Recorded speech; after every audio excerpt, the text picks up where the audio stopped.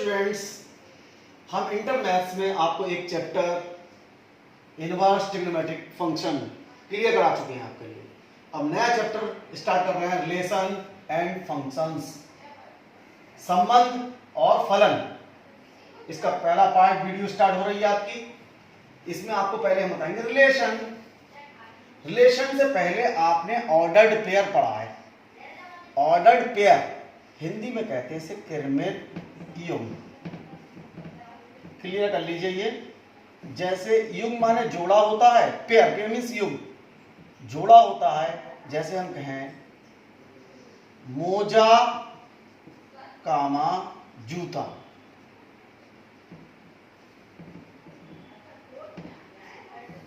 इसमें दो वस्तुएं ली हमने, मोजा जूता। इनको लिखा तो इनको लिखने में क्रम का महत्व है। हम कभी भी तैयार होंगे तो पहले मोजे पहनेंगे फिर जूते पहनेंगे। ऐसा नहीं होगा पहले हम जूता पहन लें फिर बाद में मोजा पहन लें। तो ऐसी दो वस्तुएं जिनके लिखने में क्रम का महत्व होता है, दो वस्तुएं लेंगे, एक दो, ऐसी दो वस्तुएं जिनके लिखने में क्रम का महत्व होता है उन्हें किरमित युग्म कहते हैं। इंग्लिश में कहते हैं ऑर्डर्ड पेयर। अगर जूता कॉमा मोजा लिख दोगे तो मामला गड़बड़ हो जाएगा, तो उसका मतलब सेंस गलत हो जाएगा। क्योंकि हमें पहले अगर तैयार होना तो पहले मोजा पहनेंगे फिर हम उसके बाद में जूता पहनेंगे। पहले जूता फिर मोजा नहीं पहनेंगे, इसलिए उसका सेंस अलग हो जाएगा। इसका मतलब इसमें लिखने में क्रम का महत्व है, इसलिए ये ऑर्डर्ड पेयर है, यानी किरमित युग्म। अब जैसे हमने लिखा राम कॉमा सीता, इसमें भी लिखने में क्रम है, क्रम का महत्व। दो चीज राम और सीता ले ली। राम हस्बैंड हैं सीता के, हम सीता कॉमा राम लिख देंगे तो सीता हस्बैंड नहीं है राम के। तो ये दो वस्तुओं के लिखने में क्रम का महत्व है, इसलिए ये राम कॉमा सीता, ये छोटी ब्रैकेट लिख दिया कॉमा लगाकर, तो ये हमारे ऑर्डर्ड पेयर हो गए। ये ऑर्डर्ड पेयर का पहला अवयव है, ये दूसरा अवयव है। तो ऑर्डर्ड पेयर में दो अवयव होंगे, ये हमने लिख दिया ए, ये लिख दिया दूसरा वाला B. Ordered pair A comma B, ये पहला अवयव, ये दूसरा अवयव ऑर्डर्ड पेयर का। अब ऑर्डर्ड पेयर में अवयवों में लिखने का क्रम का महत्व तो होता ही है। ए कॉमा बी और बी कॉमा ए इक्वल नहीं होंगे, जरूरी नहीं है। A comma b is not equal to b comma a. अब इस ऑर्डर्ड पेयर में क्रम का तो महत्व होता ही होता है, साथ साथ इन दोनों में एक रिलेशन होता है। जैसे यहां रिलेशन है कि Ram is the husband of Sita, Ram Sita के पति हैं, ये दोनों में रिलेशन है। तो ऐसे ही ऑर्डर्ड पेयर के जो अवयव हैं ए और बी, एलिमेंट्स हैं ए और बी में, कोई अगर रिलेशन आर है, कोई ना कोई रिलेशन होगा, उस रिलेशन को हमने लिख दिया कैपिटल आर से। अगर ए बी से रिलेशन आर द्वारा जुड़ा हो तब इसे, ए बी से जुड़ा हुआ है तो लिख देंगे A R V. A B से रिलेशन आर द्वारा जुड़ा हुआ है। अगर नहीं जुड़ा होगा तो इसे लिख देंगे ए आर वी और इसे आर को काट देंगे। इसका मतलब ए और बी के बीच में रिलेशन आर द्वारा नहीं जुड़े हुए हैं। अथवा दूसरा मेथड क्या है, ए पहला एलिमेंट, दूसरा एलिमेंट, इससे किरमित युग्म बनाओ। किरमित बन गया ए कॉमा बी, ये एलिमेंट होगा is belongs to capital R, यानी ये आर एक संबंध जो है, एक सेट है। इस सेट का ए कॉमा बी क्या होगा, ये बिलोंग्स पढ़ेंगे, इसको पढ़ते हैं बिलोंग्स। बिलोंग्स का मतलब है अवयव है। इसका मतलब ए कॉमा बी किरमित युग्म अवयव है सेट आर का। A comma B belongs to R. तो क्लियर समझ लो, ए और बी, एक ए कॉमा बी एक ऑर्डर्ड पेयर है। इसके ऑर्डर्ड पेयर का पहला अवयव ए और बी, अगर ये दोनों किसी रिलेशन आर द्वारा जुड़े हों तब इसे ए आर भी लिखते हैं। और ए कॉमा, तब ये ऑर्डर्ड पेयर, इस रिलेशन आर एक सेट है, इसका एक एलिमेंट होगा, इसका एक अवयव होगा। या तो ए आर भी लिखेंगे या a comma B belongs to R लिखेंगे। ये ध्यान रखने वाली बात है। अब इसको हम रिलेशन को क्लियर कर रहे हैं। रिलेशन देखा जाता है एक सेट के अवयवों से दूसरे सेट के अवयव में। एक सेट ए है, एक सेट बी है। सपोज करो हम सेट लेके बना के दिखा रहे हैं, तो मान लीजिए एक सेट ए है, एक सेट बी है। इस सेट में एलिमेंट है, ए सेट में हमने लिख दिए 2, 3 और बी सेट में लिख दिए 2, 3, 4। अब इस दो सेट लेने पड़ेंगे, एक सेट ए, एक सेट बी। देखो यहां एग्जांपल में लिया है, एग्जाम्पल में सेट ए लिया है हमने 2, 3, ए सेट है। और बी सेट लिया है हमने 2, 3, 4। अब ए सेट के अवयवों का अवयव कौन कौन है? 2 और 3 है। बी सेट के अवयव कौन है? 2, 3, 4।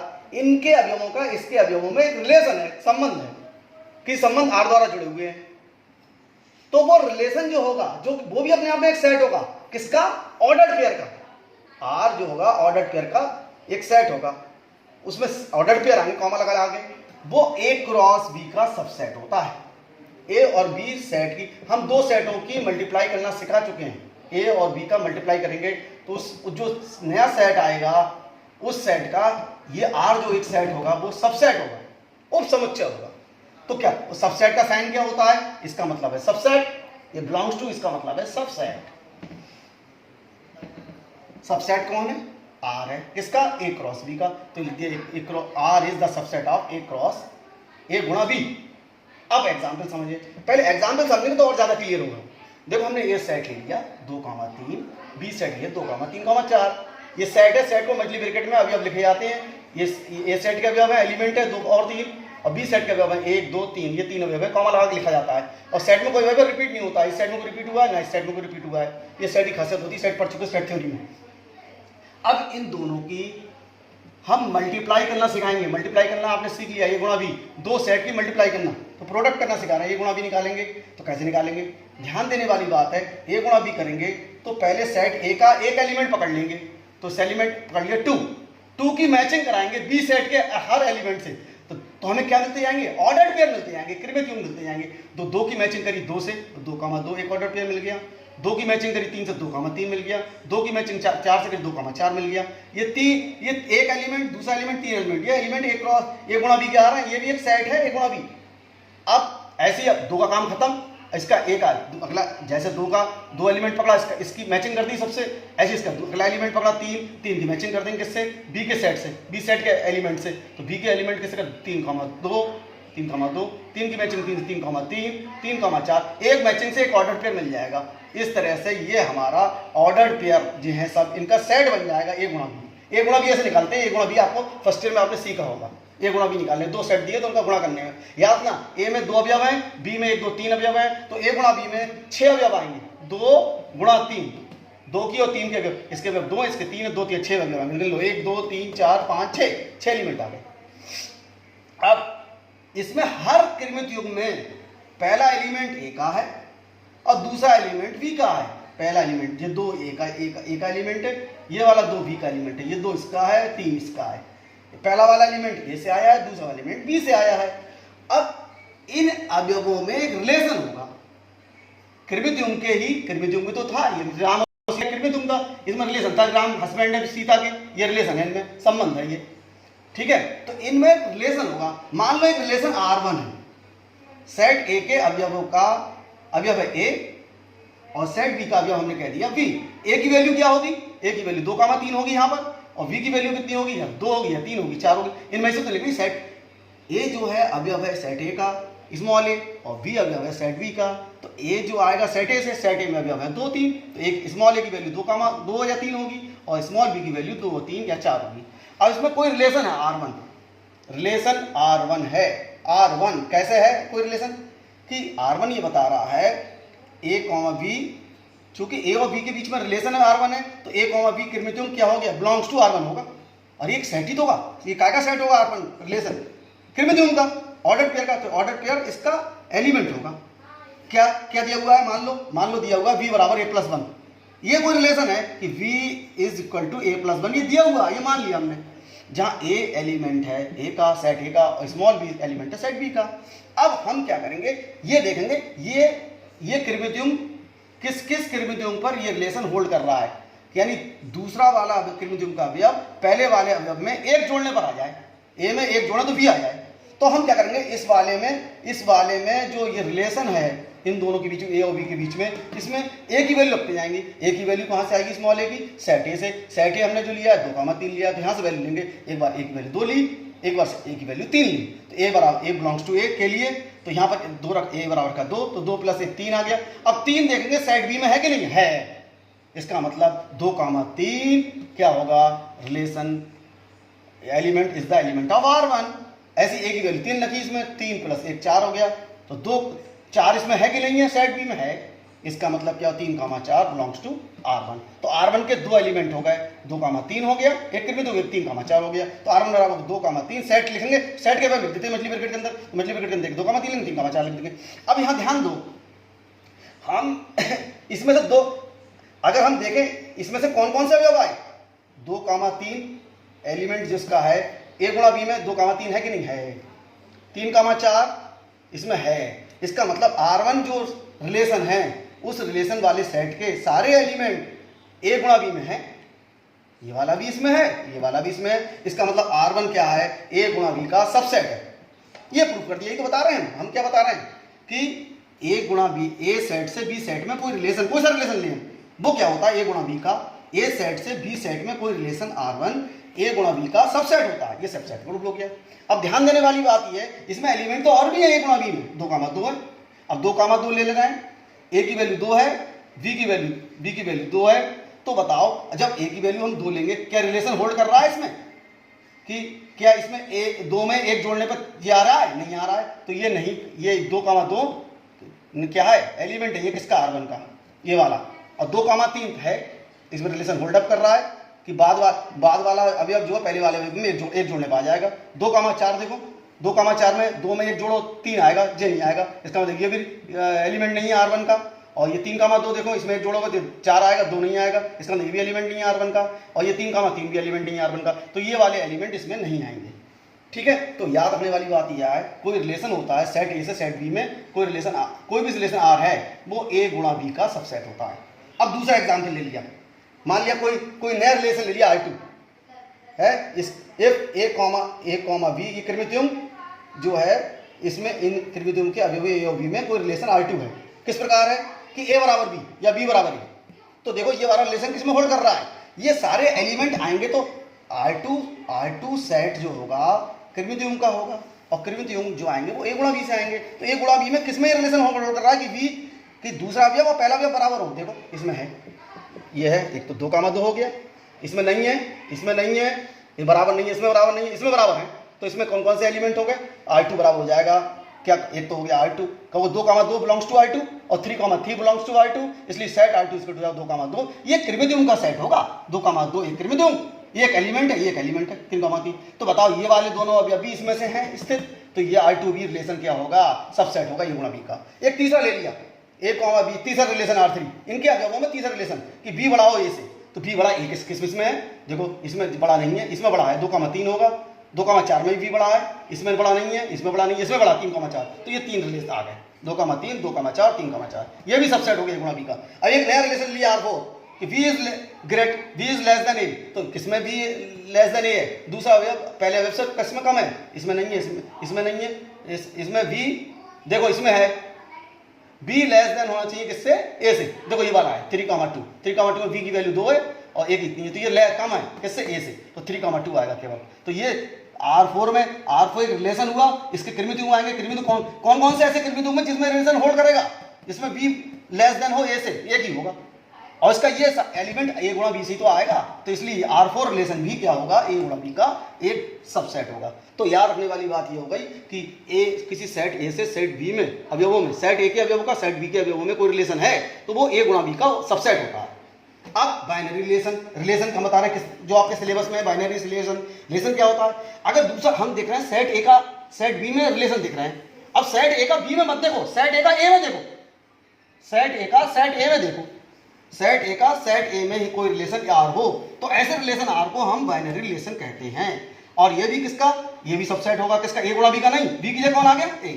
यानी जो पहला सेट है वो सेट, पहला सेट A था अभी तक और दूसरा सेट B था, दोनों अलग अलग हो सकते थे। अब B सेट भी A सेट हो, A सेट का A सेट में रिलेशन देखें तो इसको बाइनरी रिलेशन कहते हैं, द्विधारी संबंध कहते हैं। और जैसे सेट R था सबसेट ऑफ A गुणा B का, वैसे सब R B का वो सबसेट होगा A गुणा B, B की जगह क्या आ गया A, तो A गुणा A का सबसेट होगा। नेक्स्ट, अब हम रिलेशन, बाइनरी रिलेशन जो हमने बता दिए, ये टाइप्स ऑफ बाइनरी रिलेशंस। तो बाइनरी रिलेशन के टाइप्स क्या बताएंगे, 4 टाइप्स के हम बाइनरी रिलेशन बताएंगे आपको। पहला है रिफ्लेक्सिव रिलेशन, रिफ्लेक्सिव रिलेशन को हिंदी में कहते हैं स्वतुल संबंध। दूसरा है आपका आपका रिलेशन है सिमेट्रिक रिलेशन, इसे कहते हैं सम्य संबंध। तीसरा है ट्रांजिटिव रिलेशन, इसे कहते हैं संकर्मक संबंध। तो पहला रिफ्लेक्सिव रिलेशन बता रहे हैं, इसे हिंदी में कहते हैं स्वतुल्य संबंध। ये संबंध है तो आर का ए कृमित युग्म के पहले और दूसरे अवयव के बीच में। अगर इनके बीच में रिलेशन है आर तो लिख देंगे A B belongs to R, यानी आर सेट का ये अवयव है। और इनके बीच में रिलेशन होल्ड नहीं करेगा तो लिख देंगे not does not belongs to R, यहां काट देंगे बिलोंग्स टू सब साइन को। तो इनके बीच में कोई रिलेशन आर है, जो ए का रिलेशन बी से है किसी सेट ए में, सेट ए का सेट ए में, सेट ए का ए में देखेंगे। अगर वही रिलेशन जो ए का बी में है वही ए का खुद से हो, स्वयं से हो, A R B belongs to R implies A R A belongs to R. जो रिलेशन ए का बी में है वही रिलेशन ए का खुद से ए से हो, तब ऐसे रिलेशन आर को स्वतुल्य संबंध कहते हैं। जैसे सपोज करो कोई रेखा है, मान लो ए स्मॉल ए भी एक रेखा है, स्मॉल बी भी एक रेखा है, दो रेखाएं। अब इसमें संबंध है समांतर, रेखाओं में समांतर होने का। तो ए रेखा बी रेखा के समांतर है, ये संबंध है। इसका मतलब क्या है, रिलेशन क्या कह रहा है, रिलेशन आर का मतलब है ए रेखा बी रेखा के क्या समांतर है। अब बी रेखा गायब कर दो। अब बताओ कोई रेखा स्वयं भी समांतर होती है, तो जो रिलेशन ए रेखा का बी रेखा से है वही ए रेखा का ए से खुद से है, तो ये स्वतुल्य संबंध होगा। अब आ जाओ सम्मिश्र संबंध। जो रिलेशन ए का बी से हो, जैसा रिलेशन ए का बी से वैसा ही रिलेशन बी का ए से हो, यानी a R B belongs to R implies पढ़ेंगे b R A belongs to R. जो रिलेशन ए का बी से हो वही बी का ए से हो, जो ए से बी में है वही बी से ए में हो। जैसे सपोज करो राम श्याम का भाई है, राम श्याम का भाई है, तो श्याम भी क्या होगा, राम का भाई होगा। जो रिलेशन राम का श्याम से है वही श्याम, अगर राम श्याम का भाई है तो 100% श्याम भी क्या होगा, राम का भाई होगा। तो जो रिलेशन इनका है ए का ए है, ये बी है, ए का बी से है वही बी का ए से है। अगर राम श्याम का तो भाई है, मान लो राम जो है श्याम का चाचा है, राम श्याम का चाचा है, ये रिलेशन है। तो राम तो श्याम का चाचा, तो श्याम थोड़ा राम का चाचा होगा, तो इसका मतलब चाचा होने का संबंध राम और श्याम के बीच में ये सममित संबंध नहीं है। राम तो श्याम का भाई है, अगर भाई होने का संबंध है इन दोनों के बीच में, राम आर श्याम या Ram comma Shyam belongs to R, इनके बीच में एक रिलेशन है। क्या रिलेशन है, भाई होने का। आर का मतलब भाई होने का रिलेशन है। तो राम श्याम का भाई है। अब उल्टा करके देखो, क्या श्याम राम का भाई है? जब राम श्याम का भाई होगा तो श्याम भी राम का भाई होगा। इसका मतलब जो संबंध इसका ए का बी से है वही बी का ए से है, इसलिए भाई होने का संबंध जो होगा वो क्या होगा, राम और श्याम के बीच में एक सम्मित संबंध होगा। लेकिन अगर राम श्याम का चाचा है तो राम तो श्याम का चाचा हो गया। राम अगर श्याम का चाचा, श्याम थोड़ा राम का चाचा हो जाएगा। अगर राम श्याम का चाचा है तो श्याम राम का भतीजा होगा। इसका मतलब ये उल्टा रिलेशन लागू नहीं होगा। इसका मतलब जो रिलेशन इनमें होल्ड कर रहा है वो रिलेशन इसमें होल्ड नहीं कर रहा, बी और ए में होल्ड कर रहा है। इसका मतलब ये रिलेशन सम्मिश्र संबंध नहीं होगा। तो सम्मिश्र संबंध जब होता है जो रिलेशन ए का बी से हो वही, जो ए और बी के बीच में रिलेशन हो वही बी और ए का रिलेशन हो बीच में हो। अगर ए बी के बीच में जो रिलेशन है वही बी और ए के बीच में रिलेशन है, तब ऐसे संबंध को आर को क्या कहते हैं, सम्मिश्र संबंध कहते हैं।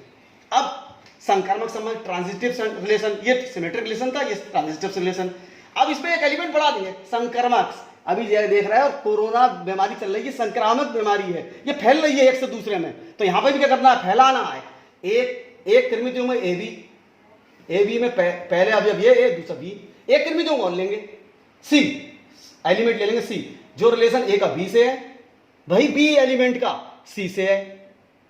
जो रिलेशन इन दोनों बीच में हो वही इनके बीच में हो। अब क्या देखेंगे, ए और सी में वही रिलेशन है पहले और तीसरे में, पहले का दूसरे बीच में रिलेशन, दूसरे और तीसरे के बीच में रिलेशन, दूसरा तीसरा, दूसरा एक सा है, दूसरा तीसरे के बीच में वही रिलेशन है। जो ए पहले दूसरे में रिलेशन, हमने एक कृमित युग्म लिया जिनके बीच में रिलेशन आ रहा है, जिनके अवयवों में।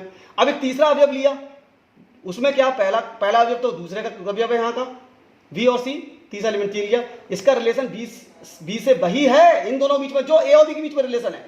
तब देखेंगे क्या ए और सी में वही रिलेशन है। अगर ए और सी भी उसी रिलेशन आर द्वारा जुड़े हों तब ऐसे संबंध आर को संक्रमक संबंध कहते हैं। सपोज करो रेखाएं हैं एबीसी, ये रेखा समांतर है बी के। अब हम तीसरी रेखा सी ढूंढेंगे, तीसरी रेखा ऐसी ढूंढोगे जो बी के समांतर हो, तो सी रेखा भी ऐसी ढूंढी हमने जो बी के समांतर है। अब ए रेखा बी के समांतर है, बी रेखा सी के समांतर है। अब इसमें रिलेशन देखो, ए और सी के समांतर है कि नहीं है? हैं। ए और सी भी समांतर है, इसका मतलब समांतर रेखाओं में समांतर होने का संबंध क्या है? संक्रमक संबंध है। क्लियर? अब सवाल पे आ जाओ। हमें क्वेश्चन करना है, 2 आपको कराएंगे और 2 आपको करने देंगे। सिद्ध करो पूर्णांकों के समुच्चय जेड में। पहले आप जेड समझ लो, पूर्णांक क्या होते हैं। पूर्णांक आपको मालूम है, 0 शून्य पूर्णांक होता है और धन पूर्णांक 1 2 3 4 5 6 7 एंड सो ऑन, अनंत, इनफाइनाइट, अप टू इनफाइनाइट। और -1 -2 -3 ऐसे चलता रहेगा, इधर भी इनफाइनाइट तक, माइनस इनफाइनाइट तक। ये सब पूर्णांक हैं। इन पूर्णांकों का सेट क्या है? जेड। यानी हम रिलेशन देखेंगे, क्या देखेंगे? इस हम ए का ए में देख रहे थे, अब जेड का जेड में देखेंगे। तो जेड क्या है? एक पूर्णांकों का सेट है। इस सेट में क्या है? पहला वाला ए और बी के बीच में कोई रिलेशन आ रहा है। क्या रिलेशन है? ए बी, ए 2 हो सकता है, हो तब बी 4 हो, या ए 5 हो, बी 6 हो, या -2 हो, ए और बी, इनमें से कोई वैल्यू होगी ए बी की। क्या है? ए माइनस बी। ऐसा चुनना है कि ए माइनस बी 5 से पूरा पूरा विभाजित हो जाए, जहां ए बी क्या है? बिलोंग्स टू जेड, यानी जेड यानी पूर्णांक है, जेड पूर्णांकों के सेट का अवयव है। एक तुल्यता तो हमें सिद्ध करना, अगर ये इनके बीच में, ए बी के बीच में रिलेशन जो है वो किस प्रकार से परिभाषित है कि ए माइनस बी 5 से विभाजित हो रहा है। यानी सपोज करो, हम जिसको करके दिखा रहे हैं, चलो ए की वैल्यू हमने ले ली, हमने 6 और बी की वैल्यू ले ली 1। अब 6 में से 1 घटा के देखो, 6 में से 1 गया 5, 5 से कट जाता है। इसका मतलब 6 और 1 लेने पर, ए की वैल्यू 6 और बी की वैल्यू 1 लेने पर 6 - 1 जो है वो 5 से विभाजित हो रहा है। तो 6 और 1 हमारा इस रिलेशन को होल्ड कर रहा है। लेकिन हम एक ए की वैल्यू ले लें 6 और बी की ले लें 2, तो 6 में से 2 गया आएगा 4, तो जो आएगा 4 वो 5 से विभाजित नहीं होगा। इसका मतलब उसमें रिलेशन होल्ड नहीं कर रहा है। हम ए ले लें 11 और बी ले लें 1, तो 11 में से 1 गया 10, 10 5 से विभाजित होता है, सही है। तो इनमें 11 और 1 में, यानी 11 1 आर का अवयव है। तो इसमें से सब थोड़ा लेने, वो ए बी सिलेक्ट करने हैं जिनके बीच में रिलेशन होल्ड अप करे, यानी घटाने पर जो आए वो 5 से विभाजित होना चाहिए। तब हमें सिद्ध करना आर एक तुल्यता संबंध है। अब एक चीज हम बताना भूल गए आपको, वो और समझ लीजिए। ऐसा संबंध जो स्वतुल, सम्मित, संकर्मक, तीनों प्रकार का संबंध होता है। स्वतुल भी हो, सम्मित भी हो, संकर्मक हो, तो उसे कहते हैं तुल्यता संबंध। ये तुल्यता संबंध भी यानी इक्विवेलेंस रिलेशन, ये भी क्या है? बाइनरी रिलेशन है। बाइनरी रिलेशन 3 तरह के बता दिए। ऐसा संबंध जो स्वतुल भी हो, सम्मित भी हो, रिफ्लेक्सिव भी हो, सिमेट्रिक रिलेशन भी हो, ट्रांजिटिव रिलेशन भी हो, उन तीनों, अगर तीनों रिलेशन होल्ड कर रहा है तो ऐसे संबंध को हम इक्विवेलेंस रिलेशन कहते हैं। अगर 3 में से 2 होल्ड कर रहा है, 2 तरह का संबंध है, तीसरा नहीं है, तो वो तुल्यता संबंध नहीं है। तो तुल्यता हमें सिद्ध करना है, संबंध तुल्यता संबंध है। तो तुल्यता संबंध के लिए हमें चेक करना पड़ेगा, ये भी सिद्ध करना पड़ेगा, ये स्वतुल भी है, ये सम्मित भी है और ये संक्रमक भी है। तो एक एक करके हम चेक कर रहे हैं। नंबर 1, गिवन दैट हमें क्या दिया हुआ है? ए बी, ए बी कृमित युग्म जो है ये आर का, ए बी आर का अवयव है। जे a B belongs to R. अगर ये इसका अवयव होगा तो क्या कंडीशन होगी? ए से बी घटाओगे तो वो 5 से विभाजित होगा। तो ये कैसे परिभाषा दी हुई है? ए माइनस बी 5 से विभाजित है। ये ए बी 5 से विभाजित है, जहां ए बी पूर्णांक है। अब ऐसे ए बी सिलेक्ट करने हैं जिन्हें घटाएं तो 5 से विभाजित होना चाहिए। तो हम ए लिया, अगर 5, ए ले लें 4, ए ले लें 7, तो बी ले लेंगे 2, 7 में से 2 जाएगा 5, 5 से कट जाएगा। ऐसे ए बी सिलेक्ट करने हैं, किसमें से? पूर्णांकों के सेट में से। ए बी के मान यहीं से लिए जाएंगे जिससे इनमें से घटाने पर 5 से कट जाए। ऐसा लेंगे, ए का मान 3 ले लिया, बी का मान 1 ले लिया, 3 में से 1 गया 2 नहीं कटेगा 5 से, वो बेकार हो गया। अब ए और बी ऐसे 2 सिलेक्ट करने हैं, लिए जाएंगे। इस आर्क सेट लिखोगे तो उसमें ऐसे आएंगे अवयव, कृमित घुमाते जाएंगे, जिनके बीच में रिलेशन होल्ड होगा। घटाओगे, इनको घटाते जाओगे तो हमेशा जो आएगा 5 से कटने वाला आएगा, यानी 5 आएगा, 10 आएगा, 15 आएगा, 20 आएगा, 25 आएगा, यानी 5 का पूर्ण गुणक आएगा। अब दिमाग लगाओ, जो रिलेशन ए का बी में है, ए के बी बीच में रिलेशन क्या है कि ए माइनस बी 5 से विभाजित है। अब हम देख रहे हैं स्वतुल है कि नहीं है। स्वतुल में क्या होना चाहिए? जो रिलेशन ए का बी में है वही रिलेशन ए का ए से होना चाहिए। तो यहाँ हम देख रहे हैं, यहाँ लेके चलेंगे, बी की जगह ए ले लिया, ए बी ए, तो बिलोंग्स टू आर। तो अगर ये ए कब होगा आर का अवयव? जब, तो यहाँ पर हमने जैसे चेक करना चाह रहे हैं तो हम बी की जगह रख देंगे, ए, तो ए माइनस ए, ए में से घटाया 0 आ गया।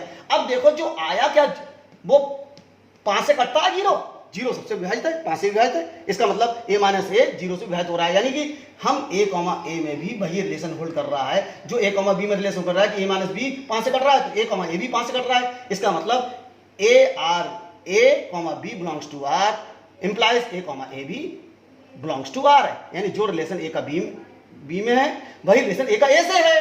अगर ये नहीं कटता, ये आ जाता 2 आ जाता 3 आ जाता और 5 से नहीं कटता, तो हम ये क्या करते, not belongs to r, non belongs to r कर देते a कॉमा ए। अरे जब इसमें ये कब जुड़ेंगे संबंध r द्वारा, जब जुड़ेंगे जब a माइनस बी 5 से कट जाए।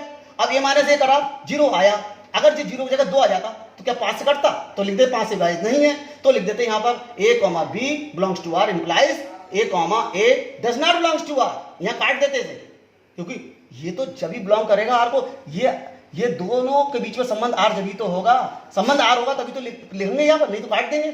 जब इसमें से घटाने पर जो आए वो 5 से कट जाए, यही तो r का परिभाषा दी हुई है, तो यह कट जा रहा है, इसलिए r स्वतंत्र संबंध है। अब देखो भाई नंबर दूसरा, given that a comma B belongs to r, ये दिया हुआ है, ये रिलेशन ए बी के बीच में रिलेशन है, a माइनस बी 5 से विभाजित है, जहाँ ए बी जेड है, ये दिया हुआ है। अब हमें क्या करना है, जो रिलेशन ए बी का है वही हमें रिलेशन बी और ए में लाना है। तो हम इसमें माइनस, ये तो दिया हुआ है, हमने 2 ए बी ऐसे सेलेक्ट कर लिए इसमें से, पूर्णांकों के सेट में से, कि ए माइनस बी 5 से कट जाए। अब हम इसमें से माइनस कॉमन निकाल ले रहे हैं, माइनस कॉमन निकालेंगे तो बी प्लस का हो जाएगा और ये माइनस का हो जाएगा, ये विभाजित 5 से, माइनस कॉमन निकालो तो भी 5 से विभाजित होगा। अब देखो अगर माइनस 10 5 से कट जाएगा, 5 से विभाजित है, 5 से कट रहा है, तो 10 भी 5 से विभाजित हो जाएगा। 5 से काटो 10 को तो भी कट रहा दोबारा है, 5 से कट रहा है, तो माइनस, अगर इसकी वैल्यू 10 है तो माइनस 10 5 से विभाजित है, तो 10 भी क्या होगा, 5 से विभाजित होगा। इससे हमने ये लिख सकते हैं, अब b माइनस ए भी 5 से विभाजित है, तो इसे क्या लिख देंगे, b comma A belongs to r। अरे b और a के बीच में रिलेशन कब r होल्ड करेगा, जब b में से a घटाओ और वो 5 से कट जाए, यही तो नियम दिया हुआ है, 5 से कटना चाहिए, तभी इन दोनों के बीच में रिलेशन होल्ड करेगा। तो बताओ, चूंकि ये 5 से कट रहा है इसलिए बीच में रिलेशन होल्ड कर रहा है, तो हम लेके क्या चले, a comma B belongs to r implies, ये लेके चले, ये आ गया। इसका मतलब जो रिलेशन a और b में है वही रिलेशन b और a में भी है, अतः r एक सममित संबंध है। अगर यहाँ पर ऐसा आ जाता जो 5 से नहीं कटता b माइनस से, तो इनके बीच में रिलेशन होल्ड नहीं करता, तो कहते हैं r सममित संबंध नहीं है। अब तीसरा, अब हमें क्या करेंगे, एक कृमितियों a कॉमा बी हमने लिया, a और b 2 अवयव लिए इसे पूर्णांकों से, जिनमें कोई रिलेशन r होल्ड कर रहा है, क्या होल्ड करेगा, ये क्या दिया हुआ है कि a और b में घटाएं तुम्हारा वो 5 से विभाजित होना चाहिए, वही ले लिया दोबारा जो दिया हुआ है, दोबारा रिपीट करा।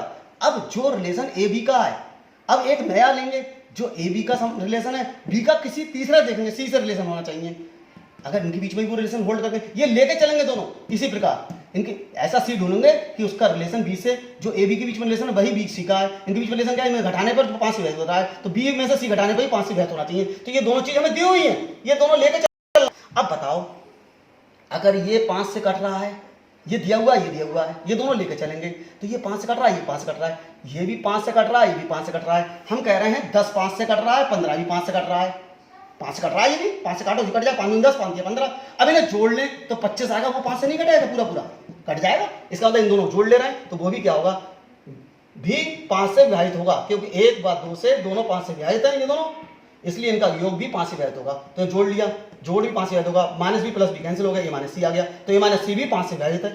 अब ये माइनस सी 5 से विभाजित है, इसका मतलब a comma C belongs to r हो गया। अब कोई दो चीजों का अंतर 5 से कट रहा है, इसका मतलब वो पहला अवयव हो गया, ये दूसरा अवयव हो गया, ये कृमित इसका एलिमेंट हो गया, यानी a कॉमा बी ये लेके चले बिलोंग्स टू r और b comma C belongs to r implies a comma C belongs to r, यानी जो रिलेशन a b का है वही b c का है, वही रिलेशन a और c के बीच में भी आ रहा है, इसलिए r संक्रमक संबंध है। क्योंकि r स्वतुल भी है, सममित भी है, संक्रमक भी है, अतः r एक तुल्यता संबंध है, प्रूव्ड हो गया।